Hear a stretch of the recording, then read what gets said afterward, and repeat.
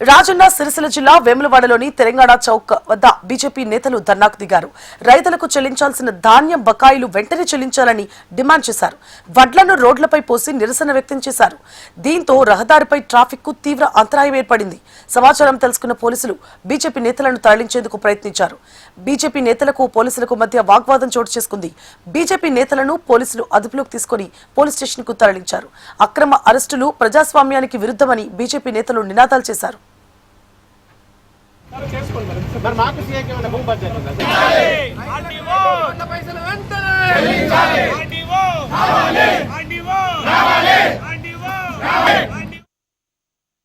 ఈ కాంగ్రెస్ ప్రభుత్వ వైఖరి ప్రజలందరూ గమనిస్తూనే ఉన్నారు. మరి రైతులు కళ్ళల్లో వడ్లప్పటి నుంచి ఎంతో బాధపడుతున్న సందర్భం నుంచి కూడా మేము ఉద్యమిస్తూనే ఉన్నాము.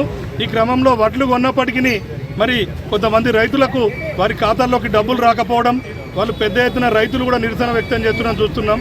మొన్న బంగ్లాపైకి కూడా రైతులు నిరసన వ్యక్తం చేసిర్రు. మరి ఇందులో కాంగ్రెస్కు సంబంధించిన వాళ్ళే ఇందులో ఉన్నారు కాబట్టి ఈ కాంగ్రెస్ ప్రభుత్వ పెద్దలు కావచ్చు, ఈ ఎమ్మెల్యే గారు కావచ్చు, ప్రభుత్వ విప్పు వారెవరు కూడా ఈ ఘటనపై వెంటనే చర్యలు తీసుకోవడం లేదని మేము ఈరోజు పెద్ద ఎత్తున నిరసన కార్యక్రమం ద్వారా ఆర్డీఓ గారికి వినతి పత్రం ఇచ్చే క్రమంలో రోడ్డుపై బైఠాయించి చిన్న నిరసన వ్యక్తం చేస్తున్నాం.